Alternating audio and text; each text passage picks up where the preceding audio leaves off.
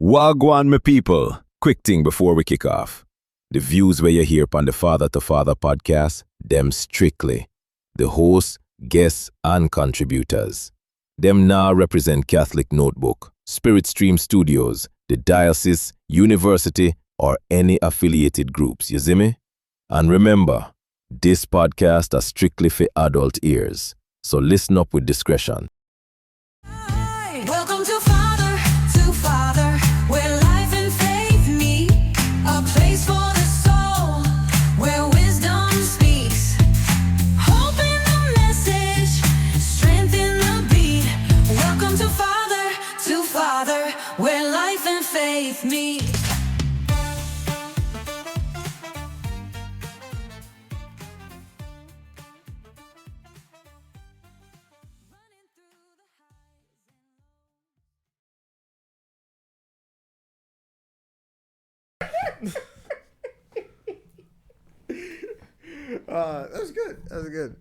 That was good. Oh, jeez. What's going on, man? Yo, what's cracking? Not much. Yeah, I feel like we've been gone for a little bit, like just out of the studio for a little bit, and now it's just like getting back into the swing of things. It's because I'm busy. Yeah. I mean, it is what it is. Yeah. Everybody wants a piece of Father Greg. And if you want a piece of the Catholic Notebook Spirit Stream Studio, hey, open up your second browser.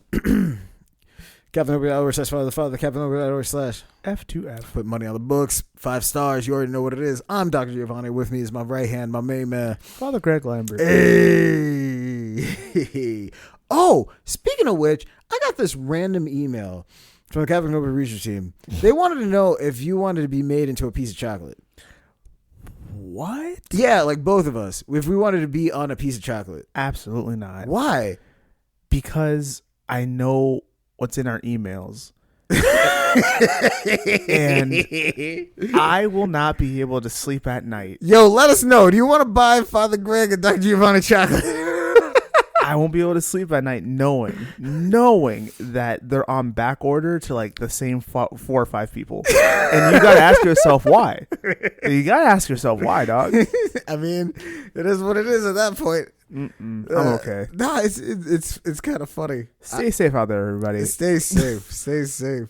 No, but like it really did get me thinking though. Like if you were gonna sit there and sell like a particular item with like your face on it, like this is now you are the face of this item. What item would that be for you? Ooh. Mac and cheese in a box. just it's not Kraft. It's a little bit upscale from Kraft. You got like the real nice Italian noodles, like what is it, the Bertelli noodles? Oh yeah. You get the nicer noodles, and it's your face with the collar, and it's like the bowl, and you're just like mac and cheese with Father Greg. And it comes with a package of breadcrumbs to put on top. It's tempting. The first thought I had is something it can't be, and so I had to like try to pivot. But the first thought I had, because I just had a wedding this past week, and I was wearing a cope, like the cape looking thing. I was like, I put my face on a cope. Like, nah, I can't do that. You can't put your face on a cope. I can't do that. That's like putting a face on a vestment. That's not okay. That's not okay at all. Because that's one step below. Like, yo, now sponsored by Jimmy John's. You put Jimmy John's on the back of the vestment. Not good. Not good. Not good. Okay, I'm gonna say this because I saw it. It's gonna be the thing that gets clipped. No. I'm just gonna say this because I saw it. I was at a wedding. This is way back. You unlocked the memory. I was at a wedding, and the priest had a personalized vestment, and on the vestment was a logo. Like it was a designer brand logo. I don't know if I'm legally allowed to say the designer brand on the logo, but it was like a designer brand logo. Is that cool? Where was the logo? Like it was right where the neck is. Like at the top where the neck is. Like you could, if you looked at it, you would be like, oh shoot. And then that's it. But it wasn't like prominent. It was just like, oh, at the base of his neck, you're like, is that, like, for example, I'm just going to say YSL. Is that YSL? You're like, damn, that is YSL. He got his garments from YSL, and I asked him afterwards, did you get your garments from YSL? He's like, yeah, I got a custom made. No, in that case, that's perfectly fine. That's I'm okay. talking- that's fine. All right. Say less. Well, what I was talking about is like, yo, sponsored by like GoDaddy.com. Like, no, this isn't okay. Oh, like on the front? Like, yeah, or on the back too. Back's not safe either. GoDaddy. Like, that's like the worst. It's the worst. Like, why would you choose that one? I panicked. It was a list of sponsors. I just picked the first one I saw. It said daddy. I thought father. You ready to get started, man? Yeah.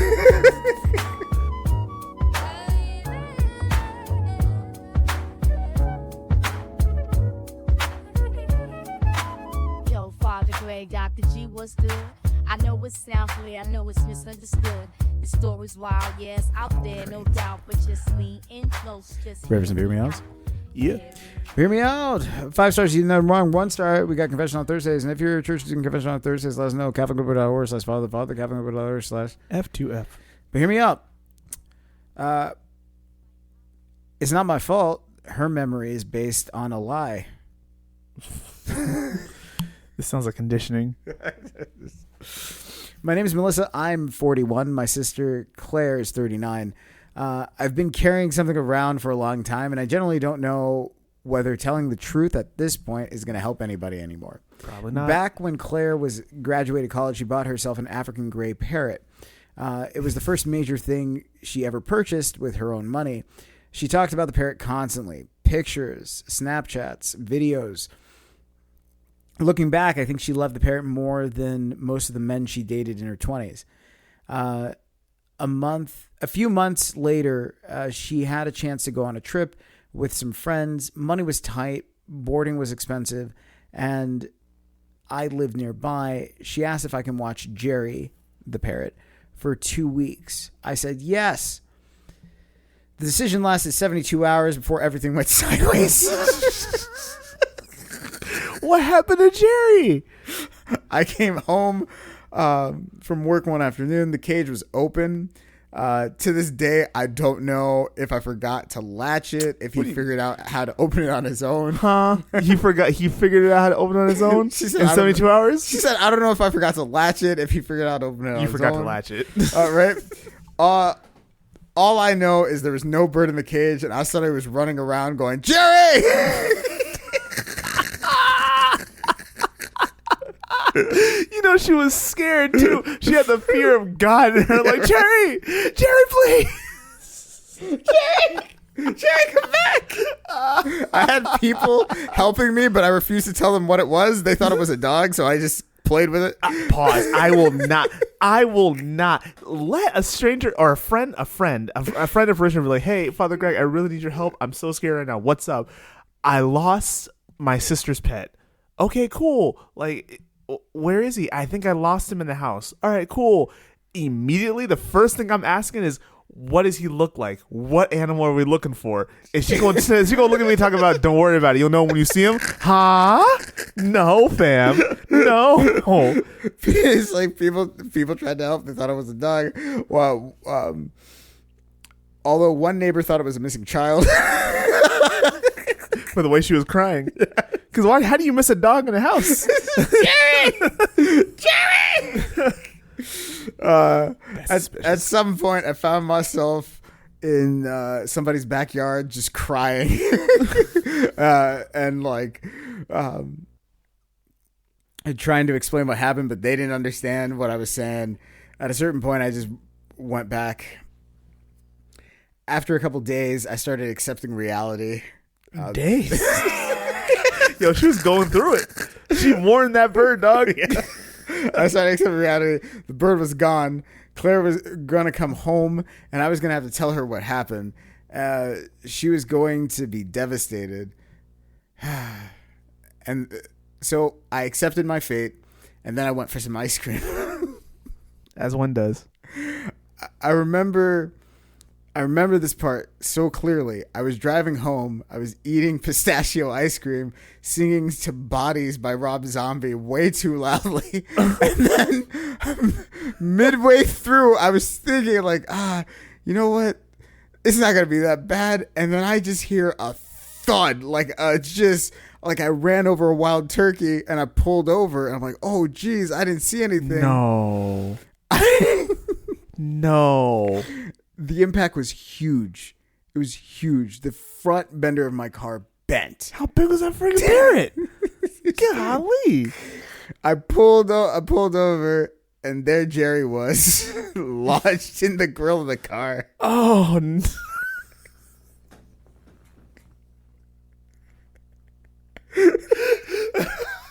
No. Wait. Don't make me laugh. It looked at me. and just said, "Why, Melissa?" oh my gosh. Stop. It said, "Why, Melissa?" That was the first phrase he was taught by Claire. No. As a joke, because she said that was the first phrase she was taught by Claire as a joke, because Claire wanted to introduce the parrot to me without me knowing it was a parrot, because African Greys are really good at mimicking voices. So her thought was, if she got the African Grey to say, "Why, Melissa?" then when I came over and I just heard someone go, "Why, Melissa?" midway through conversation, I'd be freaked out, and then she'd introduce the bird. So when the bird died, it looked at me and just goes, "Why, Melissa?" Oh, that's beyond traumatic. Oh my goodness. You're gonna need actual therapy. Actual therapy. Poor thing. So, I didn't go back to the house. I went back to my house,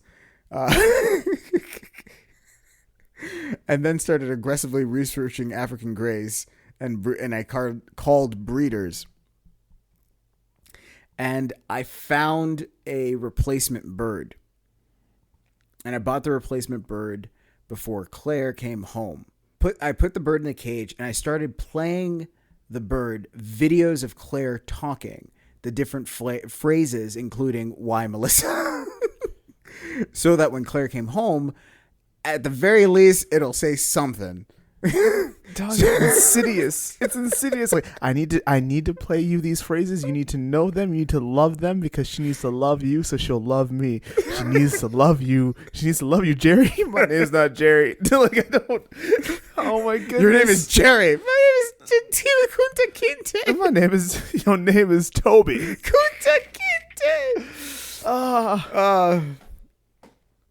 Well, Claire finally came home. She was really excited. We went for ice cream. She told me all about her trip. She saw Jerry, played with Jerry. She was happy. Life moved on. So did Jerry. We never talked about it. Years passed. I changed jobs. Relationships happened. Family drama happened. Tons of things happened.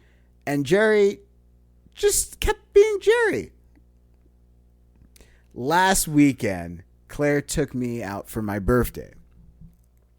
She got reservations at a restaurant I've been trying to get into for forever. She handed me 2 tickets to see Panic at the Disco because she knows I love them since I was 22. Apparently, last weekend, Claire took me out for my birthday. She got me reservations at a restaurant I've been trying to get into forever. Then she handed me 2 tickets to see Panic at the Disco. She knows that I love them since I was 22. Dinner was great. We were laughing, talking about old stories. Then she got emotional. She started talking about family and how complicated our relationship had been over the years. We had stretches where we barely spoke and other stretches where we were incredibly close. She said there was one thing she always came back to whenever she thought of me. Jerry.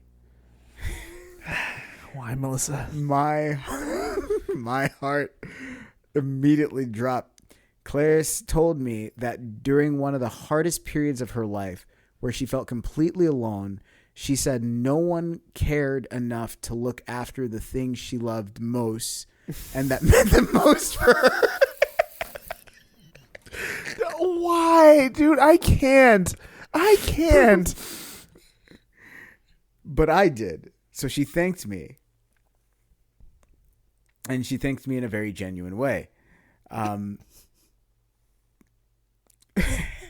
the entire time I was sitting there thinking, Claire, I killed your bird. Not intentionally, but still, the original bird died 15 years ago. And the reason you're thinking of me now is the exact thing I failed at. Since then, I've been stuck in this weird moral spiral. The truth would absolutely wreck her. There's no upside for her. The original bird isn't coming back. Nope. Nothing gets fixed. A memory that she treasured becomes a story about me panicking and covering my tracks. At the same time, every kind thing she says about that period makes me feel like I'm accepting credit for someone else's work. The bird she loves all those years is a mangling of YouTube and an audio recording I had on loop until the day she got in of me and her saying, "Why, Melissa?" This is absolutely a therapy story. It is. I know she heard it in her dreams too. Yeah. Why, Melissa? Why, Melissa? 15 years later, an entire life built on top of the thing, on top of this thing. Does the truth actually serve a purpose?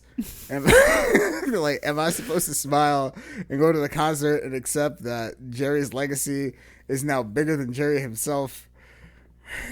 What? But hear me out. The thing my sister loves the most is built on a lie.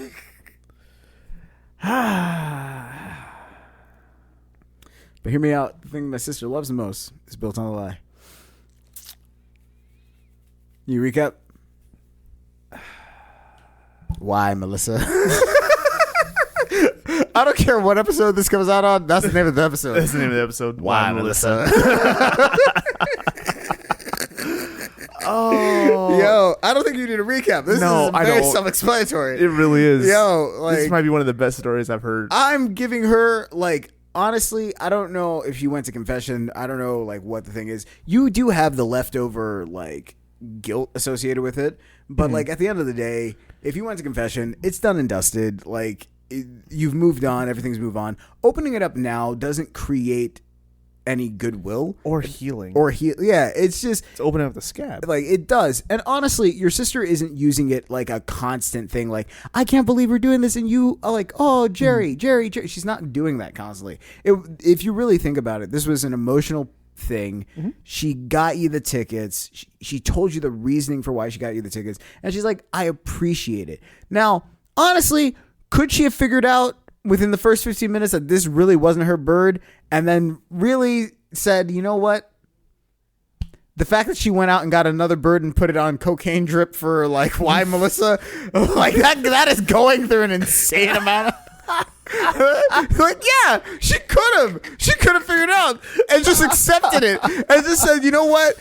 You went to so much just to, like, even replace the bird. She was crying in a neighbor's yard. Yeah. Inconsolable about a bird, bro. Yeah. And then killed it later. Someone on thought it was a accident. kid. Someone thought it was a kid. It must have been a child. It must be. Why is she crying like this? I don't know. I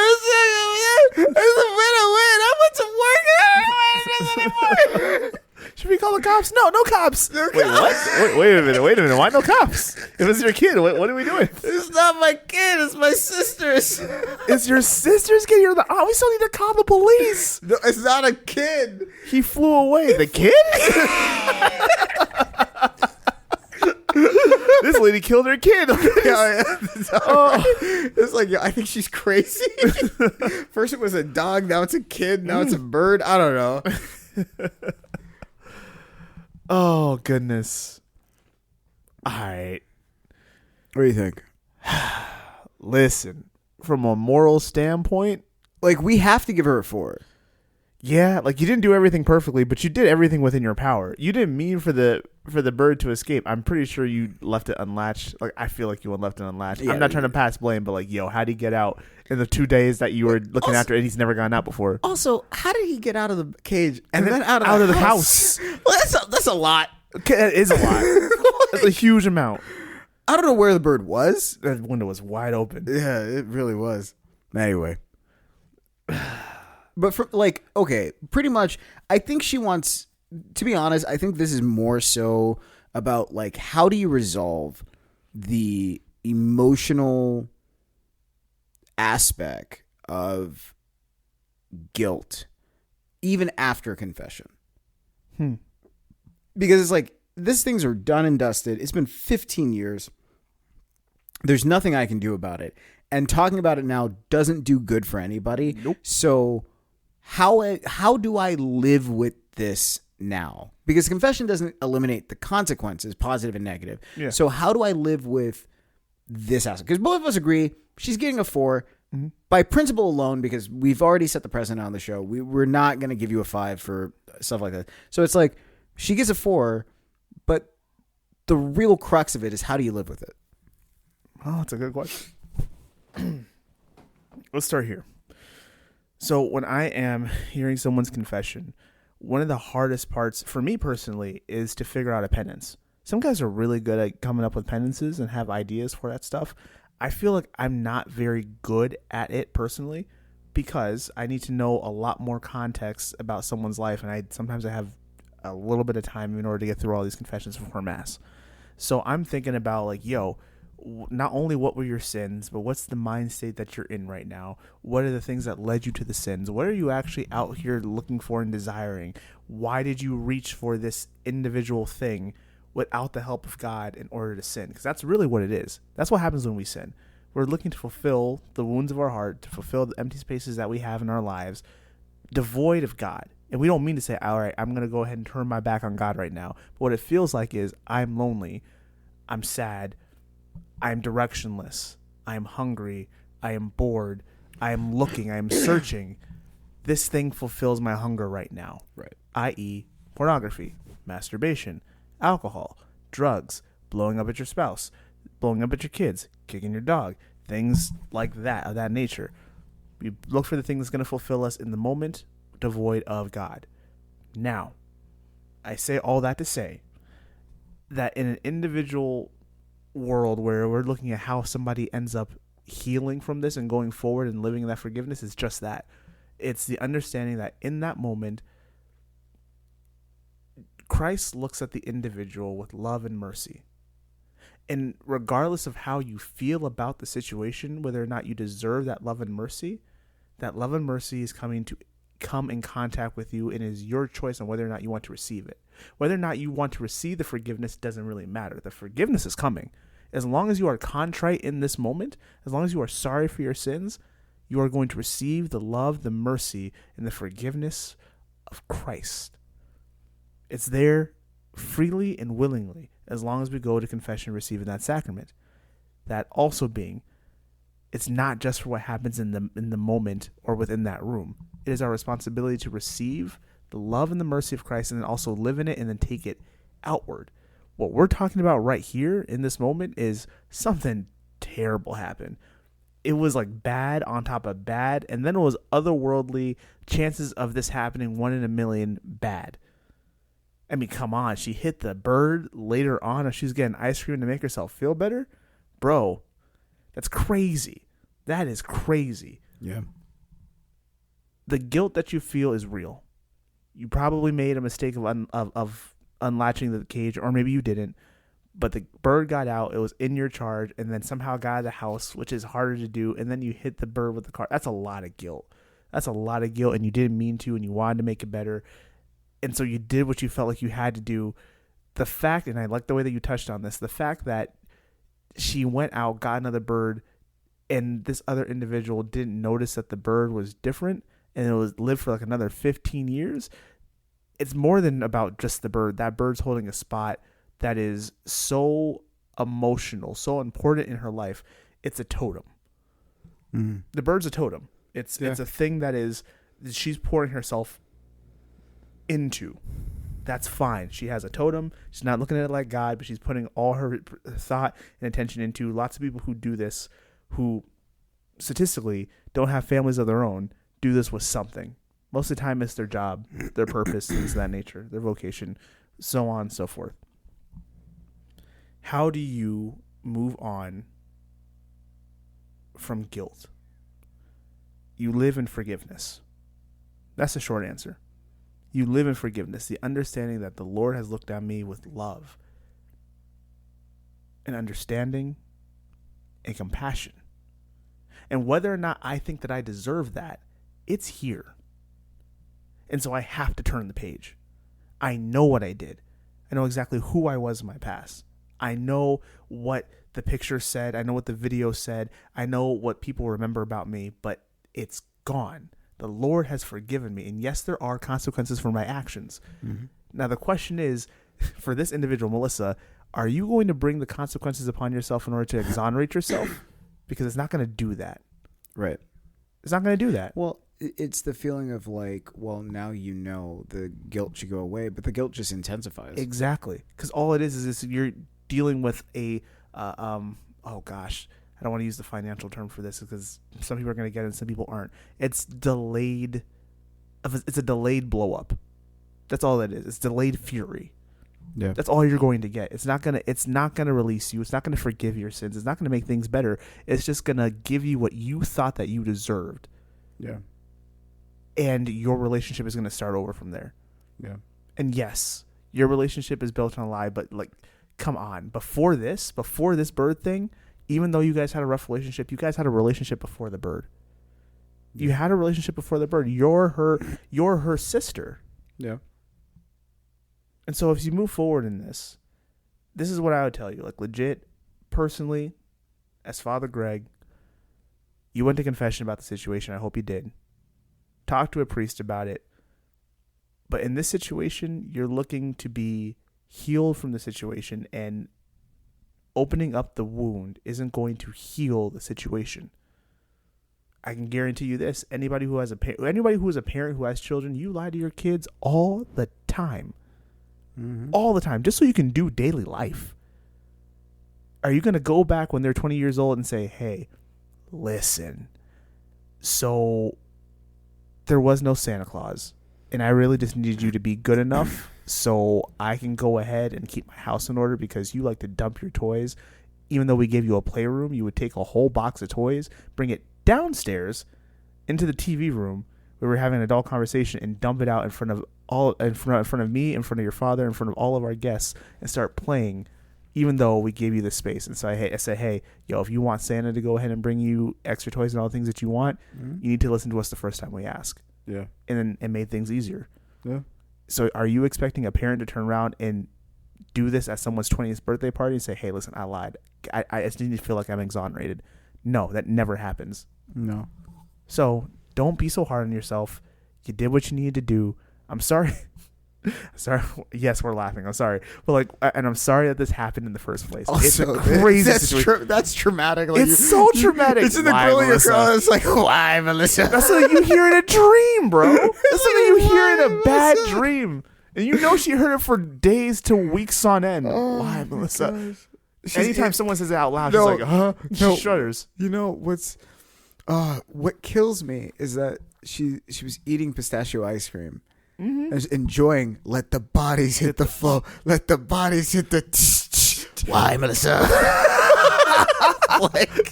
Because when you hit something, especially in your car, like when something is flying low, you see it coming. Yeah. Like even if it crosses over you, you see it coming. And for a small second, I know she registered. Like, is that? Boom. And she's like, it was a large sound too. It was like boom. I was like, oh, she felt it. She felt it. She said it felt like a wild turkey. Mm-hmm. It's like that's heavy. That's a heavy. You probably put a dent in your car. She said she didn't drive back to the house. She drove back to her house. You had to get rid of that body. You can't leave it on the side of the road. You gotta throw it in a ditch where there's water and let that thing she threw it in a trash can. You know she threw it in a trash can. She had to. If you're paranoid, because you know she's not somewhere in the town, right? She's away, so you gotta get rid of the evidence. You can't see it on the road, so it's either she threw it in a ditch where there's water where it could decompose, or she threw it in a box, or she buried it in the backyard. Or maybe she buried it in the backyard. That's wild. Mm-hmm. You know, we give her a 4 though. Did Yeah. she get right? Did she get wrong? Captain over there says Father, Father. Captain over there says F2F. why, Melissa? Do we ever get like Yeah, that's all I have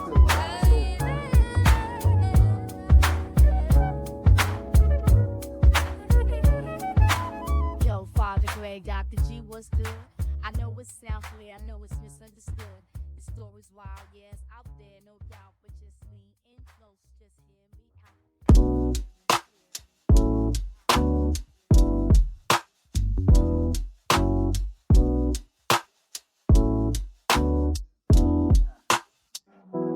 Back when I needed a man, all I got handed was traps. Said, boy, go be great, but gave me no pass, so I bled from the faith I know I still had. Good advice don't come cheap. Real ones ran wisdom, don't tweet. Now I walk through the dark, trying not to repeat the same fake love that they handed to me. They come to me now like I know the route. Big bro, what's the play? Can you help me out? And I tried not to laugh, but I see myself back when I was broke, begging somebody else. Ain't no manual for this, just pressure and heat. You get burnt by the ones that you thought brought peace. Told my little man, don't believe what you see.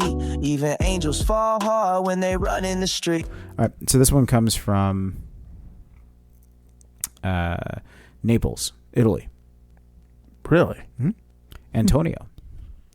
3 months ago, my grandmother Maria was diagnosed with a heart condition. Nothing immediately fatal, but serious enough that everybody was talking about end of life plans. She became weirdly interested in who was inheriting what things, who was visiting, who would care, who loved her.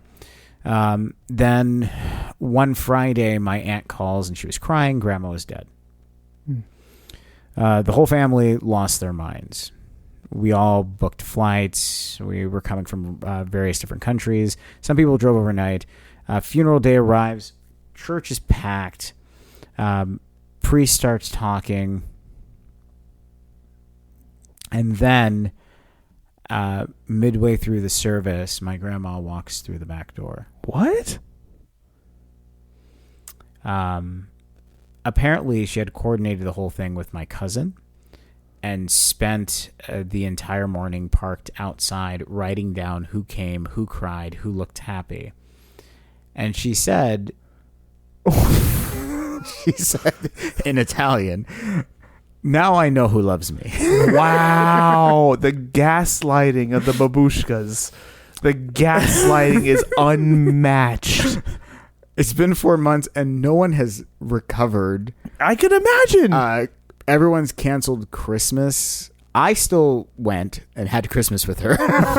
Because you're trying to get that inheritance. You sly dog. I can't.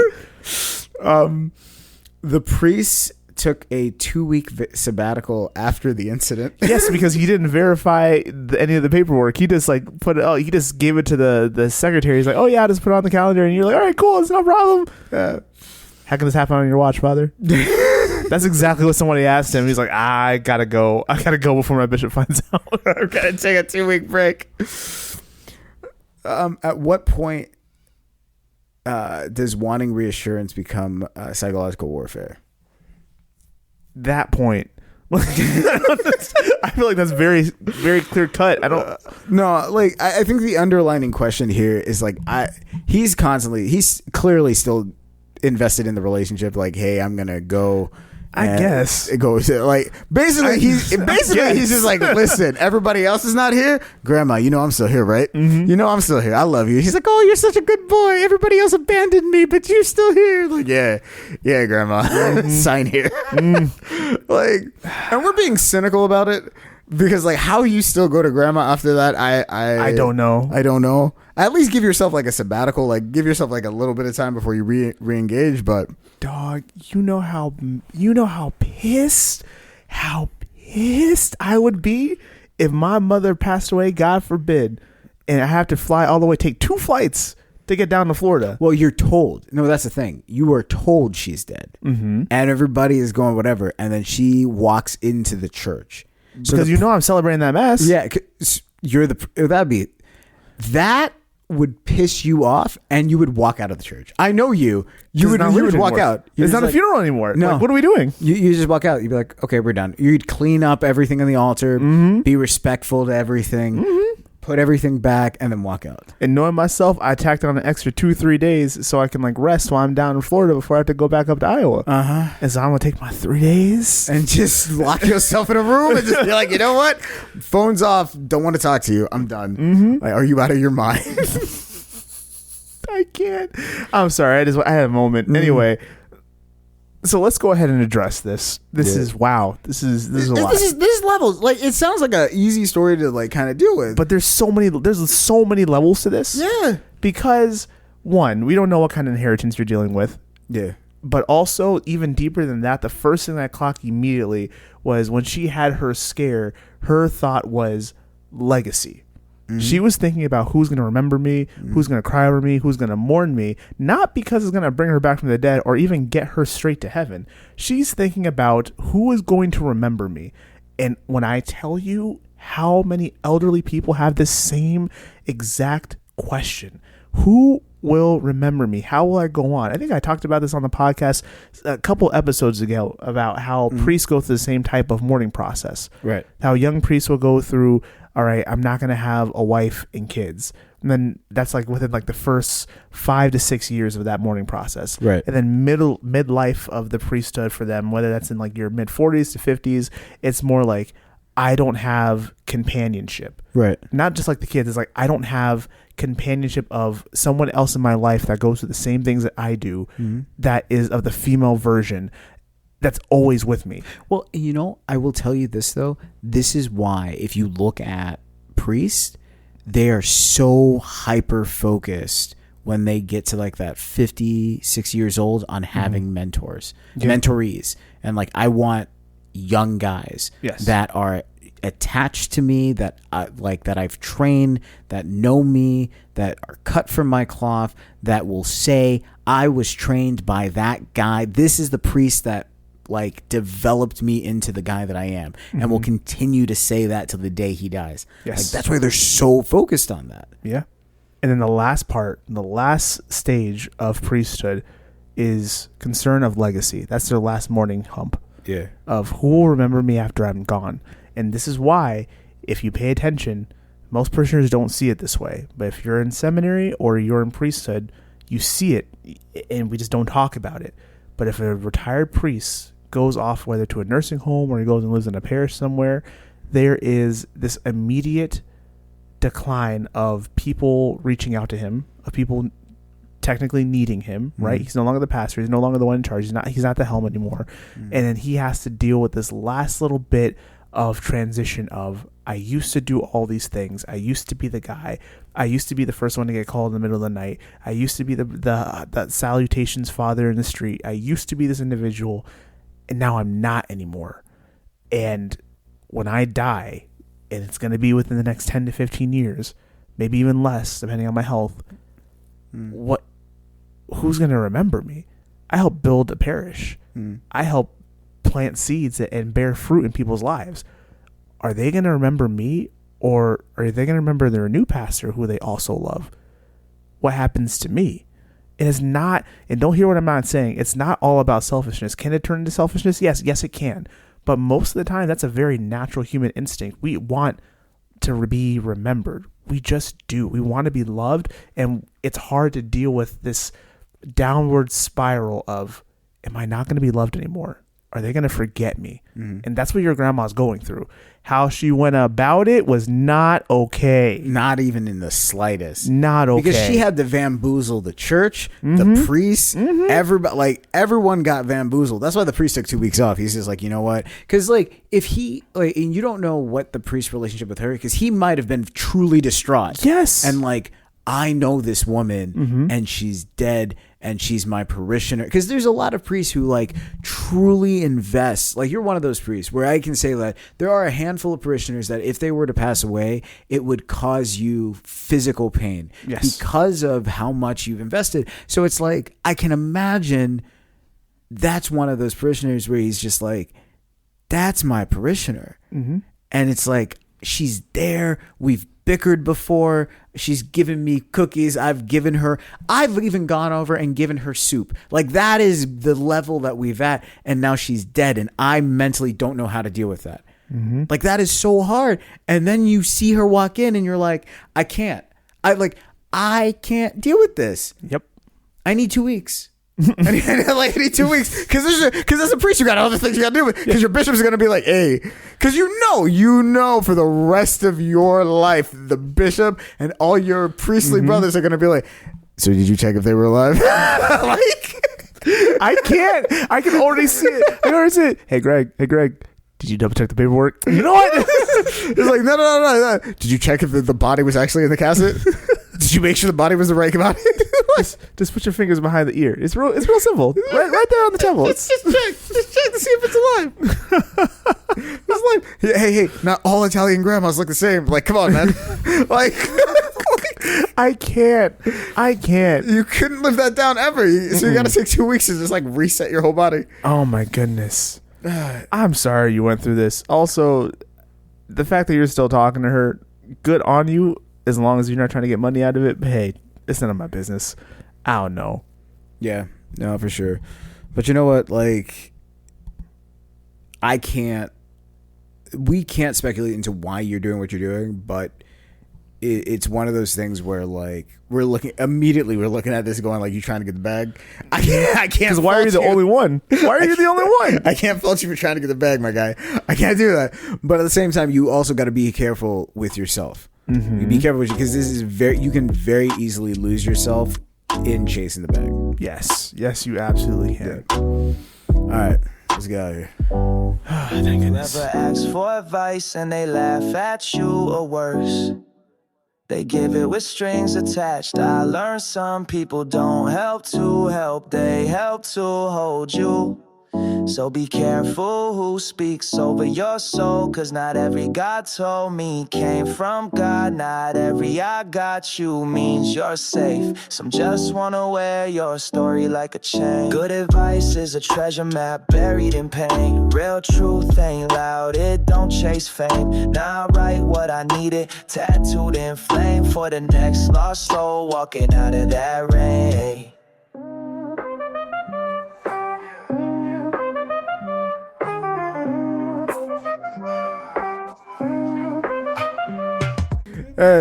So Captain Rouge did the 1-2 thing. So we're back at top 5. Yo, this was fun. This is fun. I like this taboo version of top 5.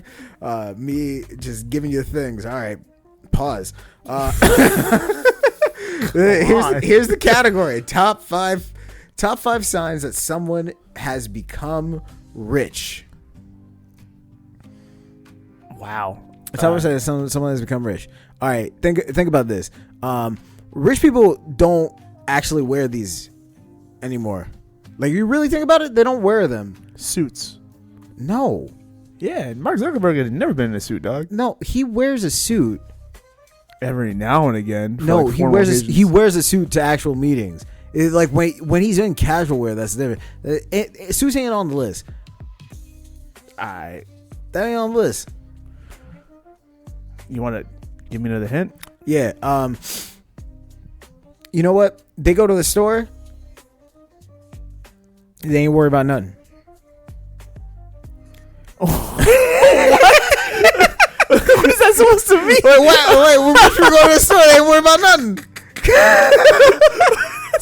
That's not a hint. Sweatpants? No. Think about it. No, dog. When you go to the store, like, what? Bro, come on. You're a priest. What does that mean?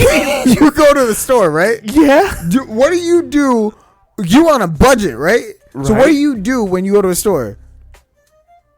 Look for deals? Yes. But if I'm rich, you just throw things in the cart? Exactly. So what am I not looking at? The price. Yay, that's number 1. Not looking at prices. You ain't worried about nothing. The store ain't worried about nothing. Is that a song? What is this? Exactly. Yo. All right. So that's number 1. Chaos is happening. Oh, I can't say that. I number 5 was they're oddly calm during emergencies. I said chaos is happening all around you. So everybody get that. Yeah, I got a bunker. Yeah.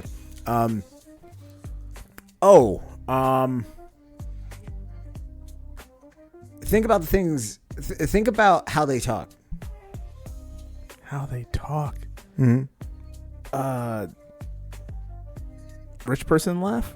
Yeah. Yeah, there you go. Yeah, the rich person laugh. That's number 2.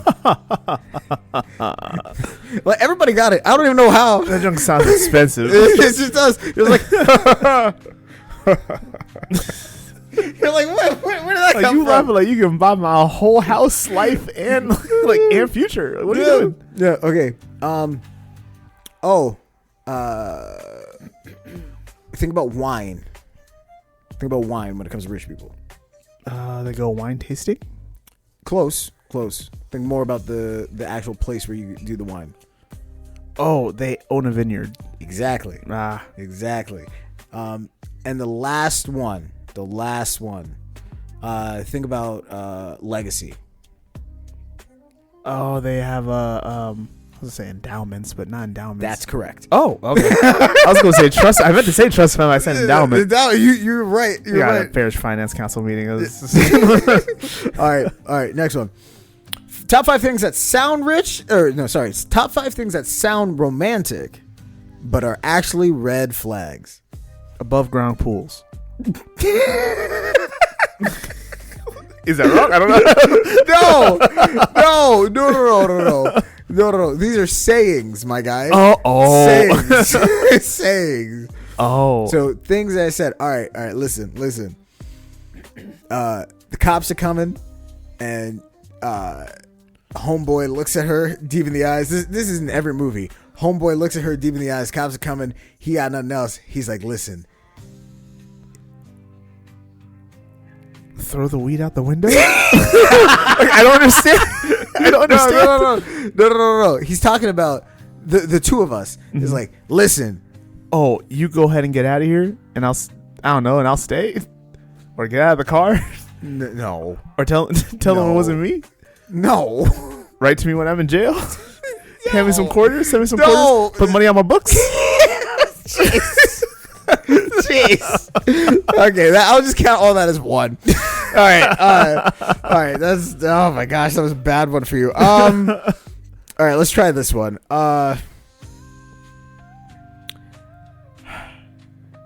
Romantic movie. Mm-hmm. Guy. Climax of the movie. Guy is crying. Girl is like conflicted, and he's screaming, and he goes.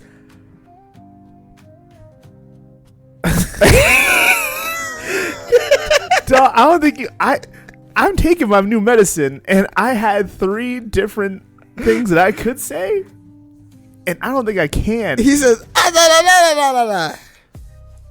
Did he yell Wilson? Is that No. He's like, the guy's yelling at her. He's like, they had a romantic relationship. Things aren't working out. He moved across. Moved across the United what States. do you want? And she's like, it's not that easy. No. No. That's what we're doing the no part. No. That's not it. All right, next one. You got 2 wrong. What about this? Girl and guy in a bed together. Like the overhead shot. They're caressing in the bed. She kisses him, and then he moves a strand of her hair away from her face, and then he says to her, You have some kale in your teeth. "No, no one understands me like you do." Yeah, nah. I've been celibate for a while. Oh my gosh. The one where the guy like, or he's like, oh, the guy's fighting with the girl outside. He's like, he moved across town, all this stuff, and he's like, he's crying. He's like, I gave up everything for you. I have no idea. The next one is, I can't live without you. Us against the thing where it's like, I've never said hey, the cops are coming, whatever. It's us against the world, baby. It's us against the world. No, it's not. It's 1 or 2 of you against the U.S. justice system. And if I were you, The number one thing was, you're all I need. that's factually not true. Yeah, but it's supposed to sound romantic, but they're red flags. Yeah, they are red flags. That was the whole point. Why are you surprised? I'm very surprised. Oh, goodness. Are y'all out here actually saying these quotes? Yeah, a lot of That's people are. crazy. People say this on a regular basis, dog. That's crazy. Yeah, man. Yeah, man. Okay, listen. Top 5 things. The top 5 unhinged ways people cope with stress. Drugs. That's not on the list. That needs to be. That's not on I the heard list. a lot of confessions, my guy. I know exactly what this means. That's not on the list. I feel like that's just a area that you're at place. No, Nah. that's not on this list. This is by our which is hilarious. This is gathered from our listeners. These top 5s are gathered from our listeners. I'm aware. Our listeners are not using drugs, which makes it scarier. That's crazy. Yo, all right, listen. The stereotype for black people, they like to eat what? I feel like we took a pivot. I don't Just do it. Black people like eating what? feel like I'm portraying my ancestors. Chicken. All right, number 1, buying Everyone chicken. likes chicken. Everyone Buying likes chicken. All right, chicken. Whatever. Buying chickens is the unhinged thing to do. Buying like live chickens. Yes. Okay. Buying chickens. All right. My knees don't work that well, but Brittany, it runs all the time, and she was gonna run a half one of these. Marathons, Yeah, there you go. especially like on Thanksgiving or the day before Thanksgiving. If I say I'm going west, what state am I referring to? Randomly, like I'm just gonna pick up my bags and go west. California. Yeah, that's correct. I'm crunchy. So what's the first thing I always do? Camping. Second thing. Hiking. Third thing. Making your own soap. There we go.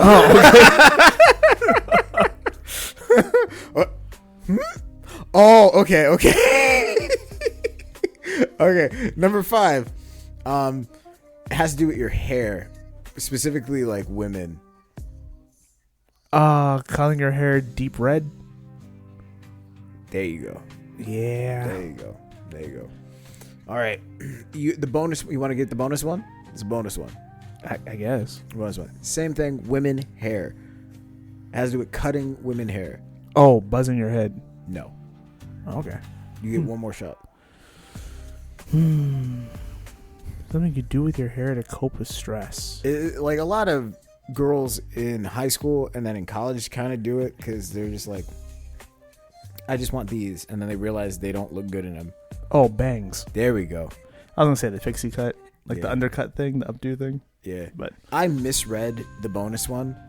It says getting bangs, ooh, and I misread it. oh no, I misread it. That's Oh, that's why I originally went. Oh. oh no, oh dear. All right, last one, then we'll get out of here. All right, last one, then we'll get out of here. Top 5 things that people pretend to understand, but in reality, they don't really know. One of these is gonna piss you off. Probably. Um, I'm gonna go out and say philosophy. no, but you're on the right track. What's that big philosophical word that everyone tries to say that starts with an E? Ecumenism. No, the other one. Epiclesis. Yeah, number 5.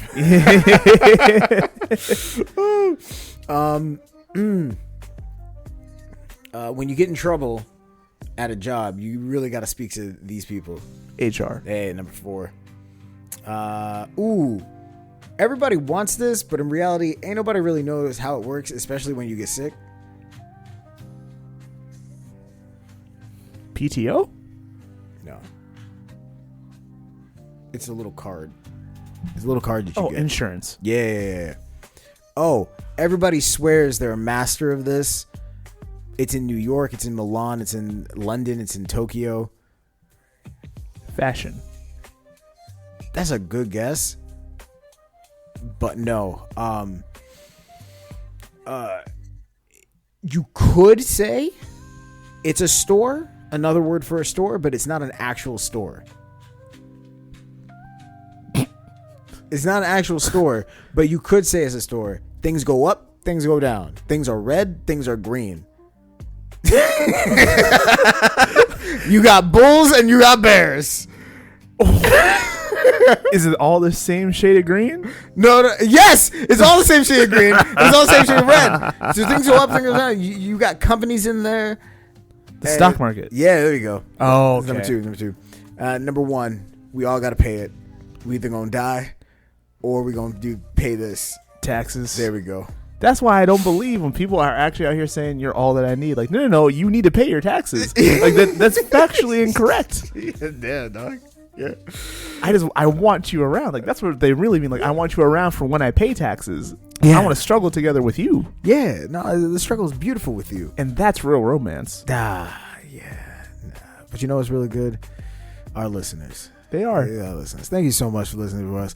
For all of us here at Catholic Notebook and Spirit Stream Studios, we love you. You're very special. Go for it. Bear good fruit. We out. Father to Father is a production of Spirit Stream Studios. All rights reserved.